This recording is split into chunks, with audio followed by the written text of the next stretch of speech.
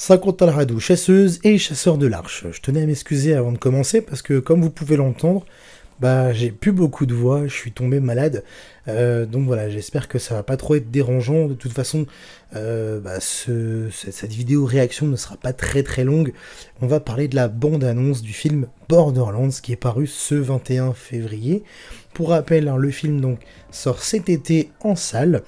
Et bien entendu, lorsque le film sera sorti, vous aurez droit à un débriefing en bonne et due forme sur la chaîne, on y reviendra.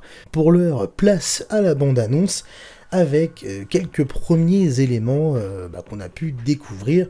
Et ce qui me saute aux yeux d'entrée de jeu, en fait, c'est que je vois, en tout cas visuellement parlant, que le film, il a l'air fidèle à l'œuvre d'origine. Hein. On retrouve ces environnements caractéristiques de Borderlands. Voilà, en tout cas, ça nous est familier. Moi, je me suis pas senti dépaysé. Donc, de ce côté-là, je pense que le pari sera réussi. Mais bon, c'est vraiment qu'une toute petite facette, ça. C'est pas sur ça que le film pourra entièrement reposer. Et c'est ça, justement, qui me fait un petit peu peur. C'est que voilà, on a ce casting que je trouve assez inégal. Hein, si, par exemple, Kevin Hart, on peut avoir des réserves sur lui. Je trouve que Cate Blanchett, le rôle semble lui aller bien.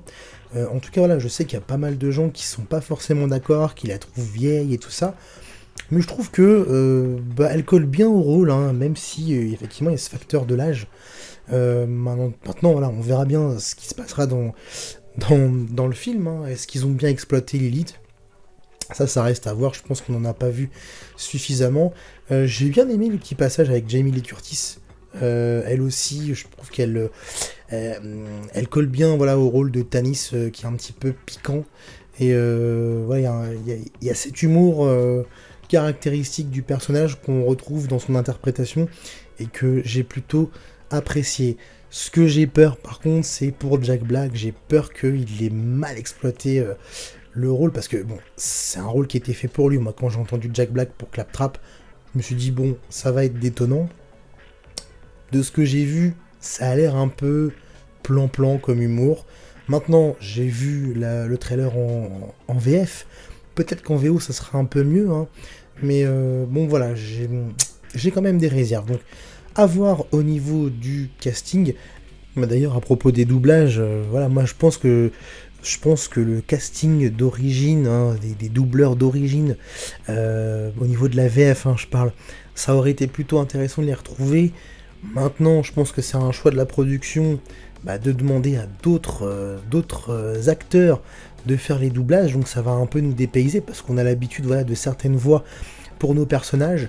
Bon, on verra ce que ça donnera au niveau du résultat final. Au niveau de la bande-annonce, bon, j'ai pas trouvé ça oufissime, j'ai pas trouvé ça mauvais non plus. Faut pas oublier que le doublage, hein, ça reste quand même un exercice qui est assez compliqué, qui demande beaucoup de travail. Donc ne crachons pas dessus, même si les puristes vont vous dire ouais, il fallait les doubleurs d'origine. Bon, c'est pas trop grave. Une dernière chose que je voulais vous dire aussi, c'est que je trouve ça un petit peu dommage au niveau du scénario. Je pense qu'il y avait un peu plus de recherche qui aurait pu être fait, puisqu'on est parti en fait sur une nouvelle histoire. Hein. Le film ne reprend pas le scénario d'origine en fait d'un des jeux. On se retrouve avec un melting pot de certains personnages venant des différents jeux. Voilà, on a Lilith et Roland qui à la base viennent de Borderlands 1, on a Krieg qui vient de Borderlands 2, on a Tina aussi qui est apparue dans Borderlands 2.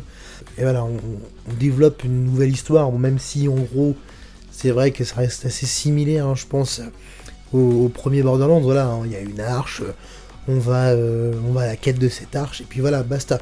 Ils sont vraiment allés à l'essentiel. Ça aurait peut-être été intéressant, hein, de reprendre trait pour trait le scénario peut-être du premier jeu, ou même du deuxième jeu. D'ailleurs, je pense que si le film marche bien, c'est pas exclu peut-être qu'on se retrouve avec, une suite et pourquoi pas retrouver le personnage du BoJack. Je suis certain qu'il y a pas mal de fans qui aimeraient bien retrouver ce personnage dans un film. Et là pour le coup, à mon avis, je pense que tout le monde est d'accord pour que on retrouve la VF de Christophe Lemoine. Mais bon, là j'ai un petit peu digressé.